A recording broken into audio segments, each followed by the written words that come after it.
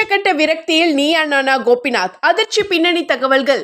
நீயா நானா நிகழ்ச்சியை கடந்த 17 வருஷமா தொகுத்து வழங்குறவர் தான் கோபிநாத். பல டிவிகள்ல பணியாற்றி இருந்தாலும் அவருக்கான அங்கீகாரம் கொடுத்தது விஜய் டிவியும் அதுல டெலிகாஸ்ட் ஆகிற நீயா நானா ஷோவும் தான். அந்த ஷோவில் பல்வேறு சுவாரஸ்யமா தலைப்புகள் தேர்ந்தெடுக்கப்பட்டு இருதரப்பு மக்களை வச்சு விவாதம் நடத்தப்படுறது வழக்கம். ஒவ்வொரு வாரமும் சிரிப்பு, அழுகை, ஆச்சரியம்னு அந்த ஷோவே கலக்கட்டும். அந்த வகையில கடந்த வாரம் தமிழ்நாட்டுக்கு இருமொழி கொள்கை சரியா இல்ல மும்மொழி கொள்கை சரியா அப்படின்ற டாபிக்கை எடுத்து விவாதம் நடந்துச்சு. இதை தொடர்ந்து ஒரு குறிப்பிட்ட அரசியல் கட்சியில இருந்து அந்த தலைப்பு எடுத்து விவாதிச்சதுக்காக கோபிநாத்துக்கு மிரட்டல் வந்திருக்கு.